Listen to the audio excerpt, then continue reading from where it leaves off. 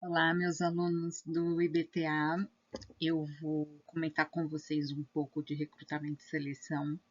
Vocês fizeram uma atividade no dia que eu faltei, que foi uma autoanálise de vocês, né, referente aonde vocês se encontram e aonde vocês querem chegar, tá? Então, sem muitas delongas, né, o recrutamento e seleção ele, ele oferta, né, vagas aí para o mercado e procura pessoas com as competências das quais ele está buscando. E aí nós temos 7 etapas do processo de recrutamento. A primeira é recrutar. Eu vou recrutar como? Eu vou identificar e atrair candidatos qualificados para as posições disponíveis. Um exemplo, vocês fazem RH. Não adianta, às vezes tem uma vaga para marketing, por exemplo, e você vai se candidatar. A chance de você ser chamado no recrutamento acaba sendo menor. Por quê? Porque você faz RH. A menos que você tenha algum conhecimento ou algum curso, enfim, referente a marketing, tá? E aí, nisso, vocês vão fazer uma seleção, né? Então, dentro disso, vocês receberam, sei lá, 10 currículos. Desses 10 currículos, quais desses 10 currículos eu vou separar para selecionar para um processo seletivo, né? Para uma conversa, um bate-papo, uma dinâmica. Então, de 10, geralmente eu escolho aí uns 5, 6, né? Eu vou vendo o que cada um tem de diferente do outro, tá? Depois eu tenho o contratar, que é formalizar a contratação e integrar um novo colaborador à empresa. É muito importante deixar claro para vocês que a partir da contratação, né, o funcionário ele precisa ser inserido na organização. Aí vocês vão falar para mim assim: isso é normal, professor? Então, a diferença é que quando nós fazemos uma, eu vou dizer um acolhimento, tá? Desse colaborador, vou treiná-lo, vou mostrar os departamentos, quem são as pessoas, com quem eu tenho que falar, com quem eu não tenho que falar, enfim, fica mais fácil, né, essa interação a médio e longo prazo, tá? Aí vem, de fato, o treinamento, que é capacitar o profissional para desenvolver suas funções. Quando nós somos contratados, hashtag fica a dica, nós temos aí algumas funções, né? E dentro dessas funções que nós somos selecionados, eu preciso ser treinado, porque pode ser que alguma daqueles itens eu não tenha total conhecimento, ou eu venha com algum vício de alguma empresa. Um exemplo, antigamente era mais comum isso, hoje já não vejo tanto dessa maneira.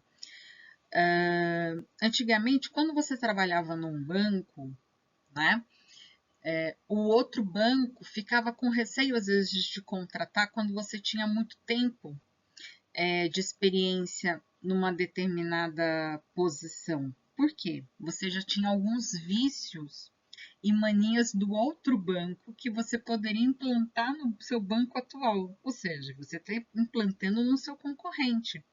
Então, hoje, não se vê mais dessa maneira. Hoje, quanto mais eu tenho conhecimento dentro de um determinado segmento e eu migro para uma concorrente, eu extraio tudo que eu tenho de melhor desse profissional e ainda, né, capacito ele dentro das minhas métricas, né? Dentro dos meus resultados, enfim, tá? O 5, que é manter, né? Criar condições para retenção de talentos na organização. Esse é um dos que está tendo bastante o turnover, né? Que é a rotatividade, a gente vai ver isso com calma, mas como que eu vou manter talentos? É só benefício? É salário? É qualidade de vida que eu quero? O que eu preciso, eu empresa, eu RH, saber dos meus colaboradores para que eles fiquem na minha empresa e não queiram ir para uma empresa concorrente.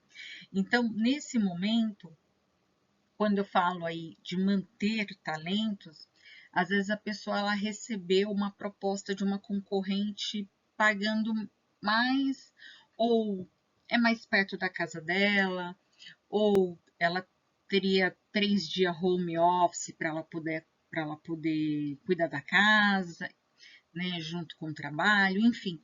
Então, tem algumas coisas que hoje, né, nós precisamos entender a necessidade do nosso colaborador, o que ele almeja, então foi o que vocês escreveram, né, na atividade, então a médio prazo, longo prazo é bem isso, desenvolver habilidades, né, então é nesse manter. O meu motivar, né, então eu vou estimular o engajamento e a produtividade dos colaboradores. Vamos lá, eu tenho até um exemplo da época que eu trabalhava do Votorantim, que era muito engraçado. Por quê? Durante o ano todo, sei lá, de janeiro a outubro, né? Os funcionários faltavam por diversos motivos. Tinha algumas faltas que sim, eram faltas normais, né? Mas tinha outras que nós sabíamos que a pessoa possivelmente estava procurando emprego. E aí chegava a campanha de final de ano, que era concorrer ao navio, uma viagem ao navio. Nessa época, só faltava aparecer funcionário com soro na veia, que o resto, eles não tinham absenteísmo. Então, o que nós conseguimos analisar naquela época? Né? Que faltava motivação, né? Que simplesmente trabalhar na instituição não motivava mais o colaborador. Tinha que ter algo mais. E esse algo mais eram essas campanhas pontuais que nós chamávamos. Essa era uma que era anual. Mas eu preciso motivar o meu colaborador. E eu preciso, de novo, eu volto lá no item 5 do manter. Eu preciso escutar o meu colaborador para saber o que ele está querendo, o que ele está buscando, né? E por fim, eu vou aí avaliar, eu vou mensurar o desempenho e as melhorias que podem ser feitas, que aí seria uma avaliação de desempenho. A avaliação de desempenho a gente vai ver com mais calma, mas é o que o gestor deu para vocês fazerem durante um X período e verificar se esse X período vocês atingiram totalmente, parcialmente ou não atingiram aquilo que foi desejado. E aí, aquilo que, por exemplo, não foi desejado, eu como gestor, eu preciso explicar para o meu colaborador de qual maneira e como ele pode chegar naquele resultado. Não é simplesmente falar, olha, você não bateu a meta de retenção de talentos. E tá, você não por quê? Porque as propostas que a empresa tinha, os funcionários não queriam, né? Mas você chegou a passar essas informações a posterior, né, a um outro gestor, enfim. Então, tudo nisso entra aqui na avaliação. E aí nós vamos, né, negociando a própria imagem, né? Então, não, quando eu falo negociar a própria imagem, pessoal, tem pessoa que acha até engraçado, né? Mas a forma de se vestir, né? Como que aquela profissão, né? Ela trabalha, por exemplo. Um exemplo, o pessoal que trabalha na área de tecnologia de informação, de TI, maioria, isso desde a década de 90, né? Eles são pessoas que vão trabalhar numa maneira geral, se não tiver nenhuma reunião, nem nada muito formal, eles vão trabalhar de bermuda, roupas leves, porque a imagem dele é aquela. Para a instituição, então, como grandes empresas, como Localweb, TOTOS, enfim, eu quero o trabalho, eu quero o processo, né? Eu não quero a imagem do profissional. É diferente de um profissional que ele seja advogado. Esse profissional, possivelmente, ele vai ter que sempre estar andando de social. Raras as exceções que ele pode atender um cliente, ou enfim, de uma maneira mais à vontade. Aí vocês vão falar assim para mim, tá, Pro, e eu aqui em RH, né? Como que eu vou negociar essa minha própria imagem, né? Vamos lá. Além né, de estar sempre não usando roupas com decote, não usando chinelos, bermudas, blusas regatas, parece algo que eu estou falando grego, mas já teve situações em entrevistas que a pessoa veio à vontade, né? Tinha um currículo perfeito, mas não para dentro daquela vaga, né? E quando a gente pensa de negociar nossa própria imagem, como que ela é vista no mercado?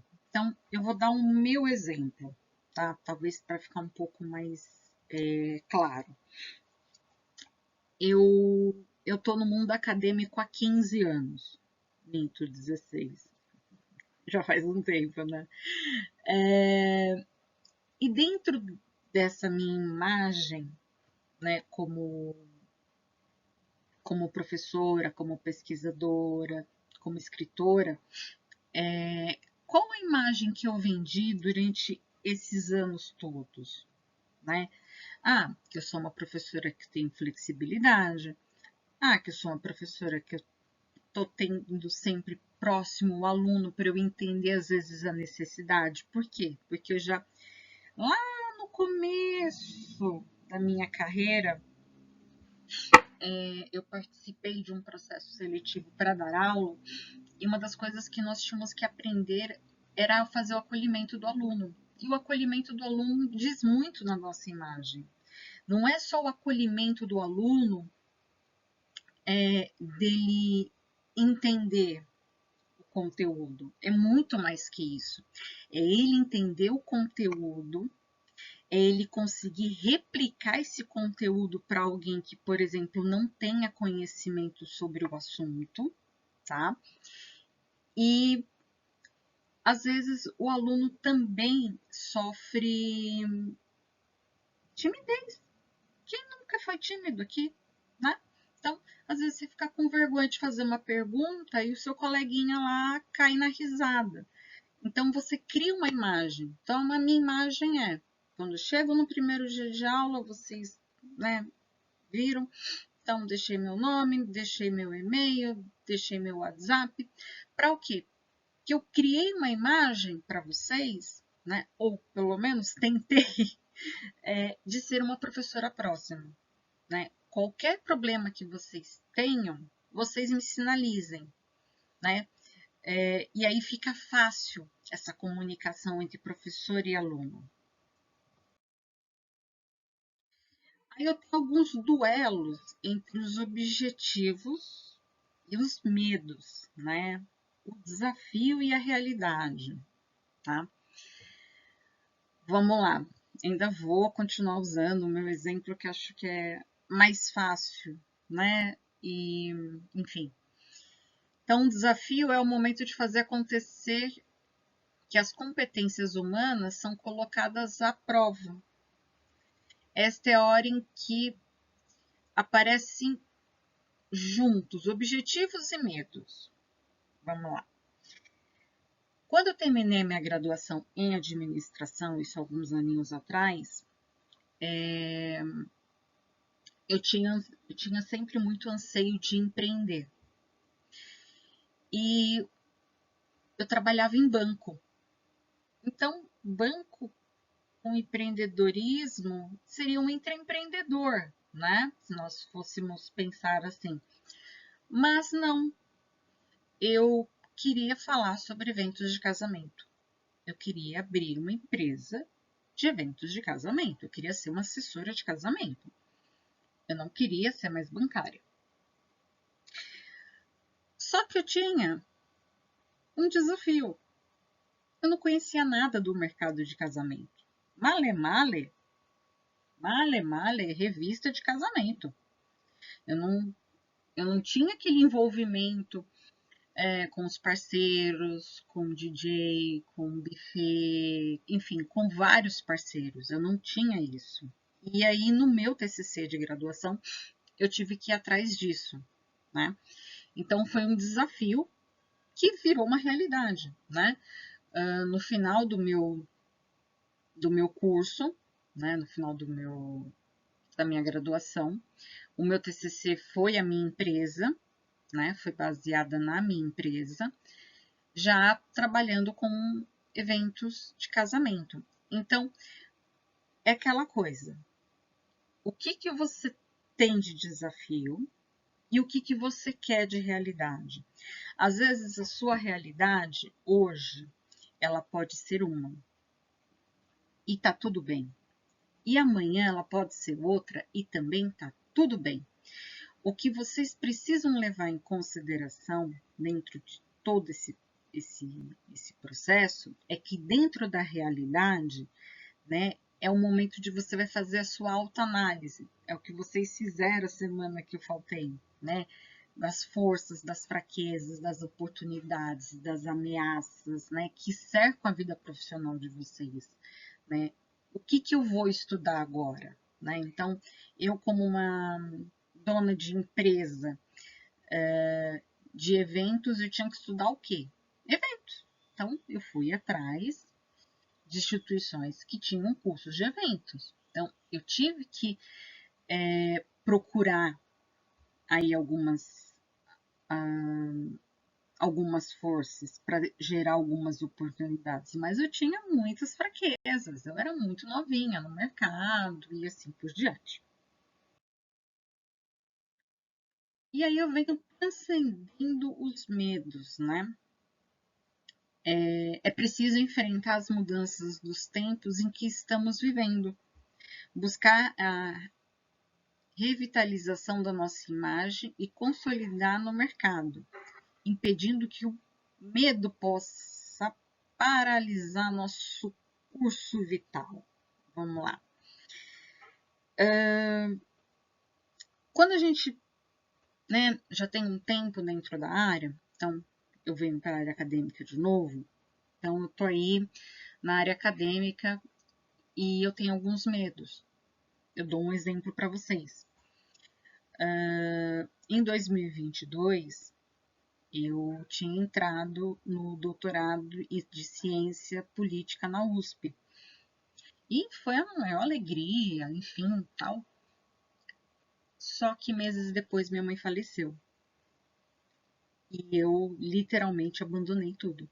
Larguei, literalmente abandonei.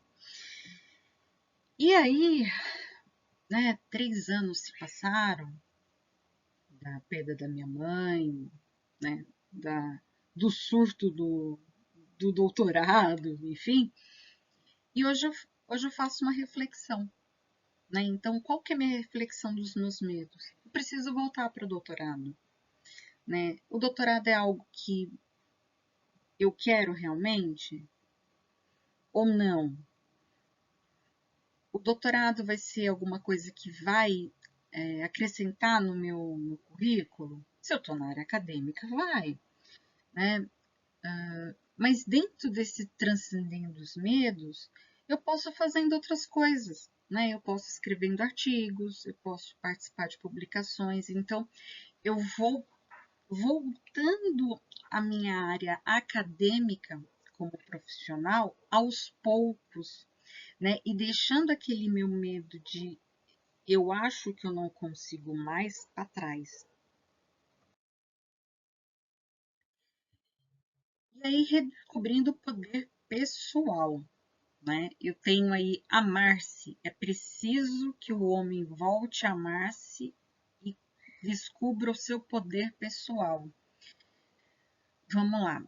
Dentro do que eu dei umas lidas, né, nos questionários, né? Vocês têm bastante anseio, né, pela profissão, por conquistas, por desafios, e isso é excelente, é amar-se, tá?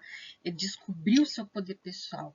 Cara, eu dentro do RH, eu sou ótimo em contas, eu sou boa para fazer folha de pagamento.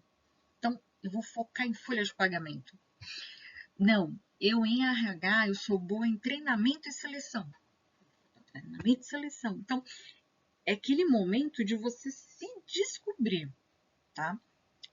E aí eu venho para coragem. Né, ter coragem de assumir o risco de ser o melhor de si mesmo para descobrir quem realmente é. Eu, alguns anos atrás, né, eu tive uma turma de uma outra instituição que nós escrevemos um livro juntos, né? E qual foi a coragem, né? De eu escrever o livro foi, né, porque eu fui orientadora deles de projeto científico. Mas qual foi a coragem que eu dei para eles? Que eles tinham um diferencial para ir para o mercado, que quando eles fossem para o mercado de trabalho, eles não tinham só um trabalho científico, eles tinham um trabalho científico e um livro publicado referente à temática que eles tinham desenvolvido. É desenvolver algo que a gente às vezes pensa que não vai dar conta e dá. Aí eu venho para os sentimentos, né? Que é aprender a usar seu sentimento como o melhor guia nesta busca de autoconhecimento. É você sentir, literalmente. Sabe aquela coisa da famosa intuição, né? Não levando para lado religioso nenhum, mas o lado da intuição. Nossa, eu sinto que hoje vai esfriar. E eu levo o casaco e esfriou. Ah, eu acho que hoje vai esquentar. Eu não vou levar o casaco. E não esquentou. Então, é o sentimento de fazer o seu melhor, o seu autoconhecimento. O que você faz de melhor? Por exemplo, eu vi aqui em algumas respostas que um de vocês, enfim, um de vocês diz que é muito bom para conversar, para dar conselho, alguma coisa assim. Então você já tem uma imagem pessoal dos seus outros amigos, dos quais você convive, que você é a pessoa que, se eu precisar pedir um conselho sobre família, relacionamento, qualquer coisa, as pessoas vão lembrar de você. Então, esse é um sentimento. Então, e aí, cada vez mais você vai entendendo que você vai falando, cara, realmente todo mundo me procura para saber se eu tô bem vestido para baladinha, enfim. A escola da vida, gente, a escola da vida ela é sensacional. É uma das coisas que eu aprendi, né,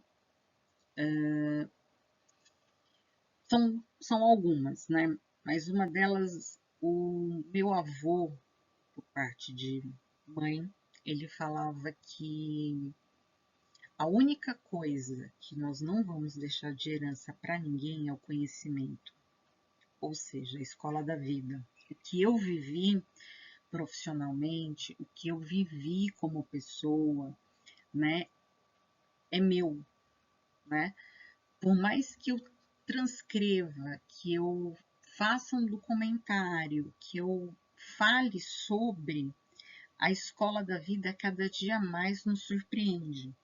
Quantos de vocês já não teve aquela sensação de, por exemplo, vocês estão lá no trabalho de vocês, né, tal, e de repente o gestor de vocês manda uma mensagem querendo falar com vocês, né? Aí você vai lá conversar com ele, né? E aí ele te elogia, né? Porque você tem tanto conhecimento em determinado assunto que talvez ele não tenha, mas ele foi humilde de pegar e falar para você: poxa, me ensina, me ajuda, né?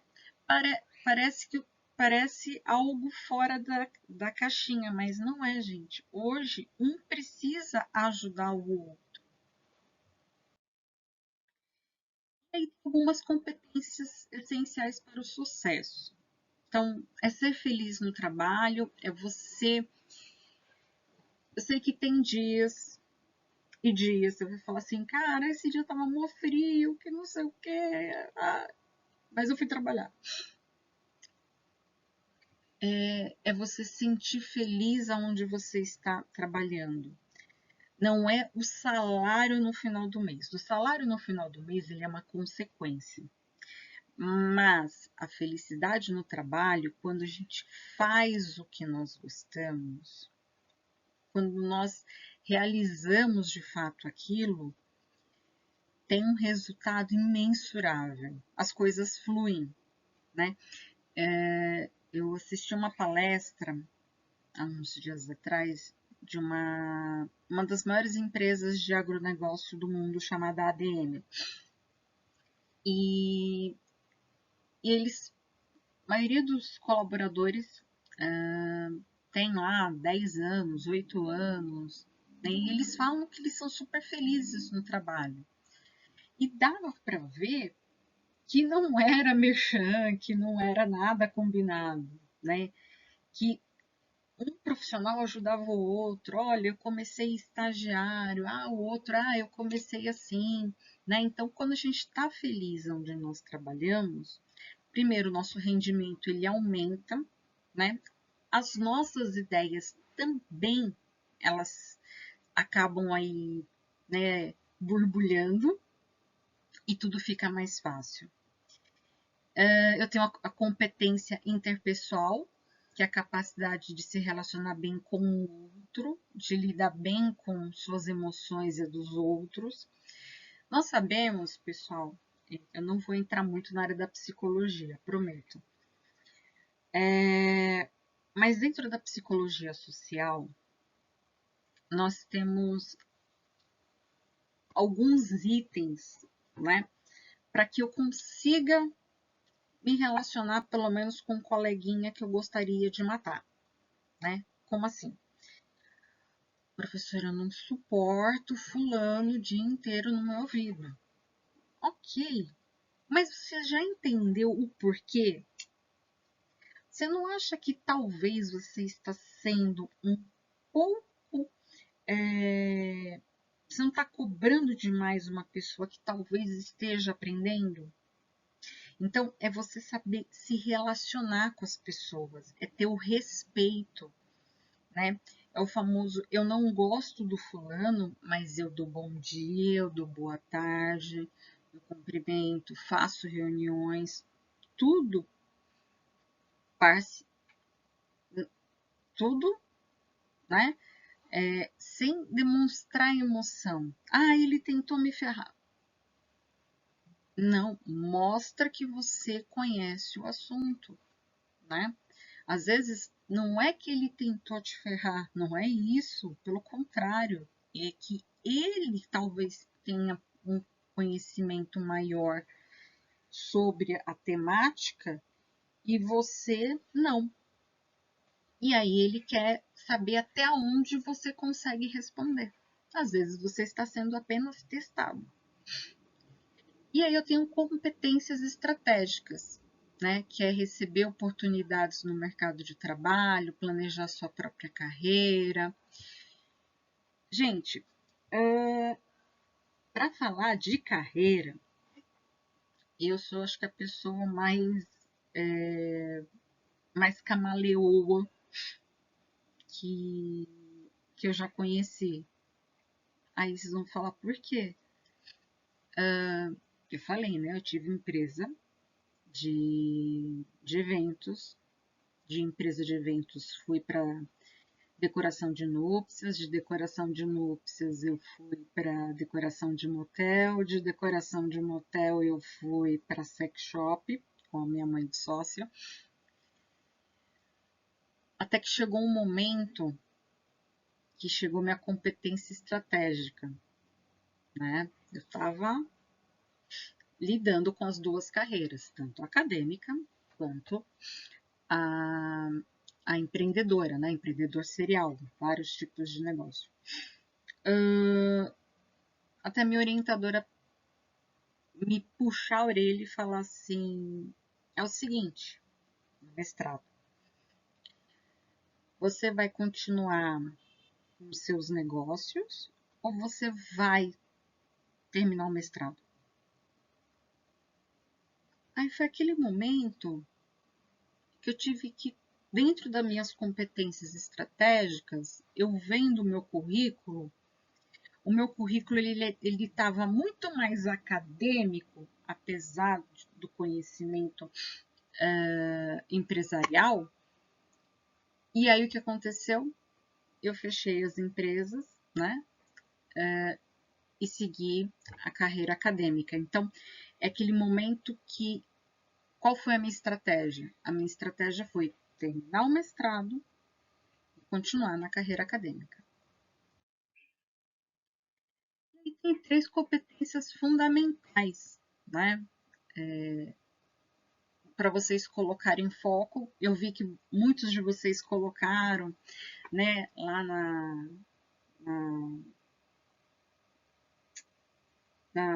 na atividade, né, foco, eu ser mais focado, eu ter foco em tal coisa, né? Então, é a capacidade aí de dirigir, de fato, né, aonde você quer chegar e em quanto tempo você quer chegar.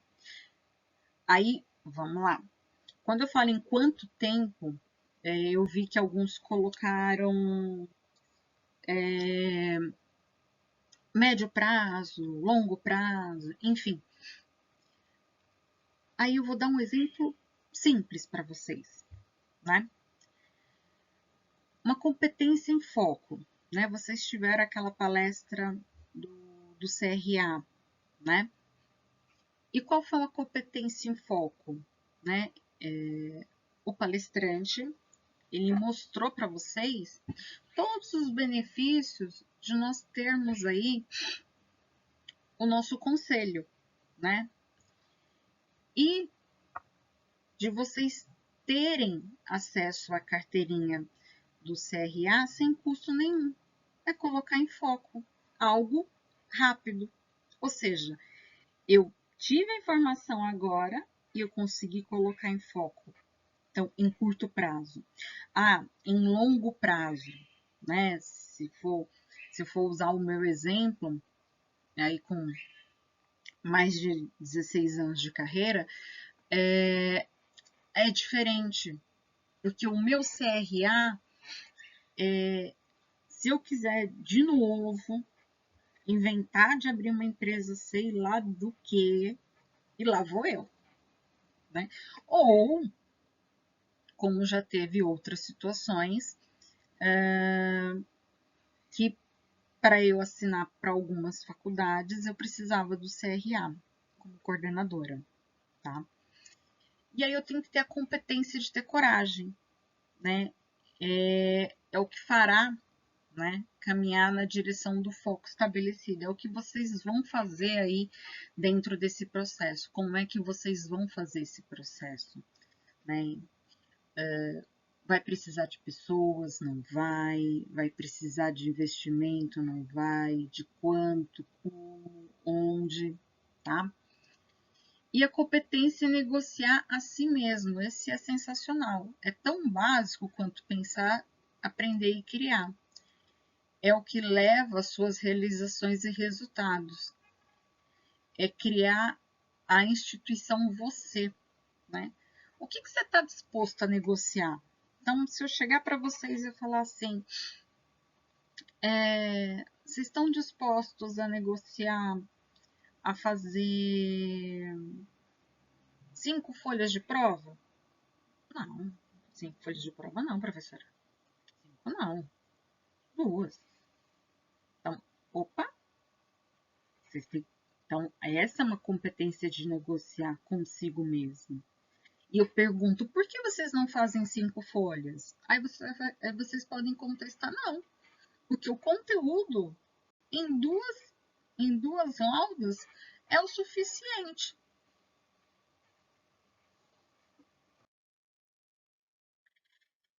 E por fim, a fórmula do sucesso profissional, né? A sua imagem, a sua reputação, aliada ao seu conhecimento, é a fórmula alquímica do ouro puro, né? Então, é aquela coisa.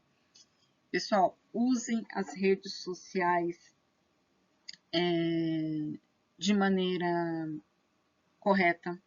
Quando eu falo correta, pessoal, não eu não vou poder abreviar VT, TB. Não, não é isso. Quando a gente já tem uma imagem no mercado, as pessoas já vão associar quem é você referente a determinado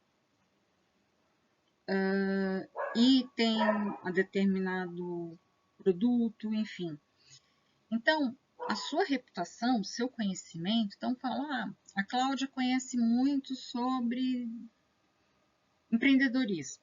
Ok, então, meu conhecimento é por empreendedorismo. Mas não me desmerece eu conhecer, por exemplo, sobre tanatonomia. Aí vocês falam sobre quem? Tanatonomia. Tanatonomia, né? É entender o processo de vida e morte dentro da psicologia. Então, é o que? É você estar sempre se capacitando para o mercado. Então, tem vários cursos, tem várias plataformas que vocês conseguem enriquecer o currículo de vocês, tá?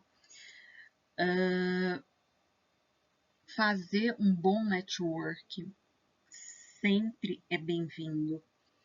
Gente, rede social, eu sempre comento o seguinte: se você quer deixar aberta, enfim, não tem problema, cada um sabe a sua responsabilidade. Mas,